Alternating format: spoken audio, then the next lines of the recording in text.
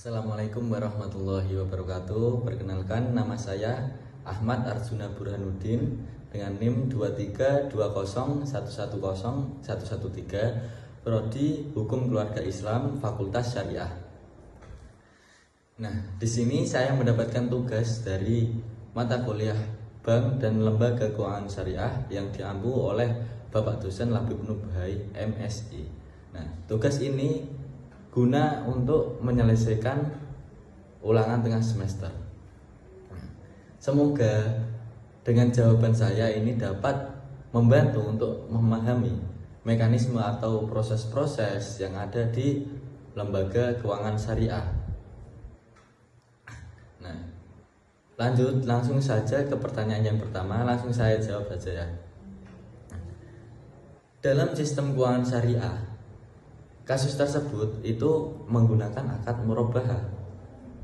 Berarti dalam konteks kasus tersebut itu akad jual beli antara bank dengan nasabah, yang dimana bank tersebut membeli apa barang yang diinginkan oleh si nasabah, lalu menjual kembali ke nasabah tersebut ditambah margin keuntungan yang telah disepakati.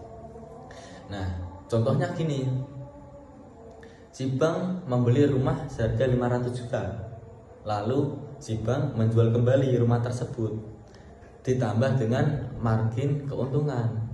Nah, misal margin keuntungan yang telah disepakati itu sebesar 100 juta ya, 100 juta, maka si nasabah tersebut wajib membeli atau membayar ke bank tersebut sebesar 600 juta karena harga rumahnya 500 juta ditambah margin pokok yang telah disepakati 100 juta. Gitu. Berarti dalam akad tersebut sama-sama diuntungkan atau win-win solution ya. Karena bank mendapatkan keuntungan sebesar 100 juta, lalu si nasabah mendapatkan rumah impian. Mendapatkan rumah impian secara cepat. Ya, secara cepat. Si nasabah tersebut harus membayar ke bank itu 600 juta secara angsur atau kredit ya, atau secara kredit. Transaksi tersebut tidak termasuk hal riba. Karena apa? Karena dalam akad tersebut murni bank itu mengambil keuntungan lewat akad jual beli secara nyata, yaitu rumah. Nah, sedangkan transaksi yang tidak dibolehkan itu jika bank tersebut mengambil keuntungan dari sistem riba. Dengan demikian, pemuda tersebut tidak terjerumus ke dalam hal ribawi, asalkan akadnya jelas dan transparan, lalu sesuai dengan prinsip-prinsip syariah. Hal tersebut juga sudah sejalan dengan apa yang dijelaskan atau yang difirmankan oleh Allah Subhanahu wa taala di dalam Al-Qur'an surat Al-Baqarah ayat 275. Dan juga sudah sesuai dengan apa yang dijelaskan di Undang-Undang Nomor 21 tahun 2008 tentang perbankan syariah. Jika teman-teman ingin membeli barang yang diinginkan secara cepat, nah, bisa datang ke bank syariah agar mendapatkan pembiayaan tersebut, pembiayaan dari bank tersebut. Gitu. Tetapi kalian harus siap membayar rumah atau membayar barang yang diimpikan itu lebih mahal. Ya, karena bank tersebut membuat kesepakatan kepada kita agar bank tersebut mengambil margin keuntungan. Tuh, ya. Lanjut ke pertanyaan yang kedua. Pertanyaan yang kedua, fungsi bank syariah sebagai lembaga intermediasi. Ini.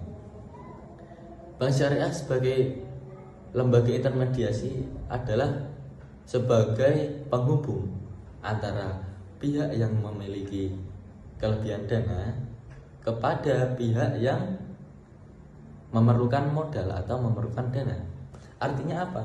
Artinya bank syariah itu mempunyai fungsi atau berperan menyalurkan dana kepada masyarakat yang memerlukan dana, atau bank syariah itu berperan untuk menyalurkan dana masyarakat yang menabung atau berinvestasi kepada masyarakat yang memerlukan modal tanpa menggunakan sistem riba, ya, tanpa menggunakan sistem riba, tetapi menggunakan apa? Menggunakan akad-akad yang sesuai dengan syariat Islam. Contohnya akad murabahah, akad jaroh, atau akad yang lain.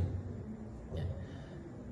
Lanjut, bagaimana sih perbankan syariah itu mendapatkan keuntungan? Nah, bank syariah mendapatkan keuntungan itu ada banyak caranya, ada berbagai cara.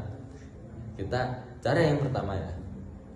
Cara yang pertama itu bisa lewat bagi hasil atau akad mudharabah, yang dimana bank itu bekerja sama kepada nasabah, bekerja sama kepada nasabah yang memiliki bisnis, atau bank itu bekerja sama kepada nasabah dalam hal bisnis.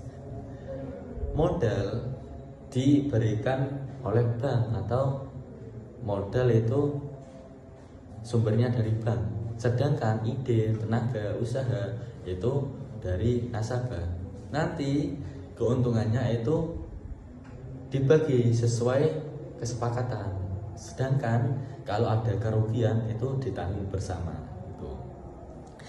Selanjutnya, cara yang nomor 2 ini melalui jual beli atau akad murabahah seperti tadi yang dijelaskan, yang dimana bank membeli barang yang diinginkan oleh nasabah lalu menjual kembali ditambah margin keuntungan yang telah disepakati. Nah, contohnya gini, bank membeli motor seharga 20 juta, lalu bank tersebut menjual kembali ke nasabah ditambah keuntungan yang telah disepakati. Misal keuntungan yang telah disepakati sebesar 2 juta. Berarti berapa nasabah harus membayar ke bank?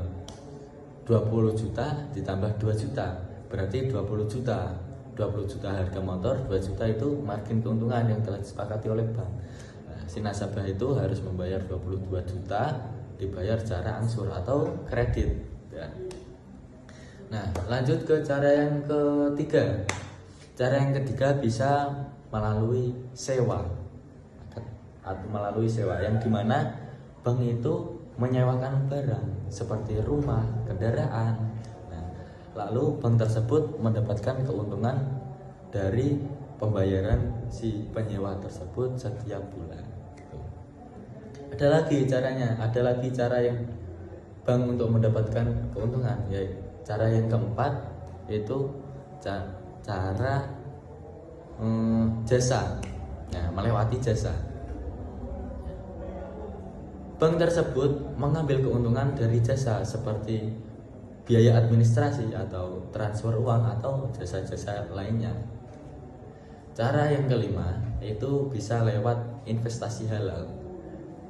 Investasi halal itu gimana? Nah, bank menanam modal kepada produk-produk yang halal dan mendapatkan bagi hasil sesuai apa yang disepakati pada investasi tersebut, gitu.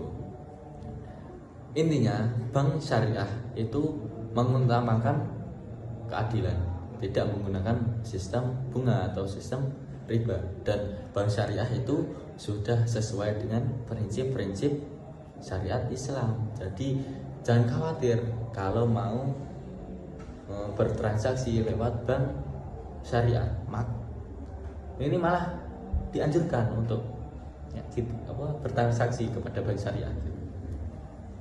Lanjut menjawab pertanyaan yang ketiga, 3 hal yang dilarang dalam bisnis syariah. Yang pertama yaitu ada riba. Dalam bisnis syariah, bank syariah tidak boleh menggunakan riba. Apa sih riba? Riba itu tambahan pinjaman pokok yang diperoleh tanpa adanya suatu usaha. Contohnya gini, ada nasabah meminjam uang ke bank sebesar 1 juta, sebesar 1 juta. Nah, bank itu ini mengharuskan nasabah itu mengembalikan sebesar 1.200.000 tanpa ada usaha yang nyata. Yang 200 itu namanya riba, ya. Nggak boleh, dalam Islam nggak boleh ada tambahan pinjaman pokok tanpa adanya usaha yang nyata. Karena dianggap apa? Dianggap mendolimi salah satu pihak. Lanjut ke nomor 2. Nomor 2 itu ada goror atau ketidakjelasan. Apa sih yang dimaksud goror? Goror itu transaksi yang mengandung ketidakjelasan barang atau ketidakpastian. Ini barang itu tidak jelas apa, terus atau barang itu waktunya itu tidak jelas kapan diserahkannya. Contohnya gini, jual beli janin dalam kandungan, janin hewan dalam kandungan. Nah, seperti yang kita tahu, janin dalam kandungan kan tidak jelas apakah nanti masih hidup atau mati, dan tidak jelas apakah janin itu sehat atau cacat, tidak jelas apakah janin tersebut laki-laki atau perempuan. Nah, berarti dalam transaksi tersebut itu tidak diperbolehkan dalam bisnis syariah karena mengandung goror. Lanjut yang nomor 3 yaitu ada maisir atau perjudian. Apa sih yang dimaksud maisir itu? Yang dimaksud maisir itu segala transaksi yang mengandung perjudian. Nah, ini yang dimana ada satu pihak yang diuntungkan, ada satu pihak yang dirugikan. Contohnya gini, contohnya ada investasi dengan sistem lotre atau undian. Investasi dengan sistem lotre atau undian yang dimana keuntungan tersebut itu didapatkan berdasarkan keberuntungan, ya kan?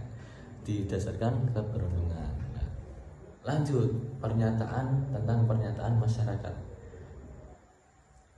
Pernyataan masyarakat itu gini, alah, bank syariah itu sama aja dengan bank konvensional, gak ada bedanya. Menurutku itu kurang tepat atau salah. Mungkin sekilas itu hampir sama, bank syariah dengan bank konvensional sama-sama mengelola uang masyarakat. Tetapi nyatanya sistem proses di dalamnya itu berbeda. Bank syariah itu tidak menggunakan sistem riba, tetapi menggunakan akad-akad yang sesuai dengan prinsip syariat Islam. Jadi diperbolehkan. Beda ya. Kalau riba kan nggak boleh. Nah, kalau bank syariah itu menggunakan akad-akad yang sesuai dengan prinsip syariah seperti akad jual beli, akad bagi hasil, dan akad lain-lain. Intinya, bank syariah itu menanamkan sistem keadilan dan mencari keberkahan, bukan hanya sekedar mencari keberuntungan saja, tidak hanya mencari keberuntungan semata. Terima kasih. Demikian jawaban dari saya, semoga dapat membantu dalam memahami apa sih yang ada di bank syariah, bagaimana sih proses-proses yang ada di bank syariah. Jika ada tutur kata yang kurang jelas atau cangkem ini kepleset, saya Ahmad Arsuna Burhanuddin meminta mohon maaf sebesar-besarnya. Wabillahi taufik wal hidayah. Wassalamualaikum.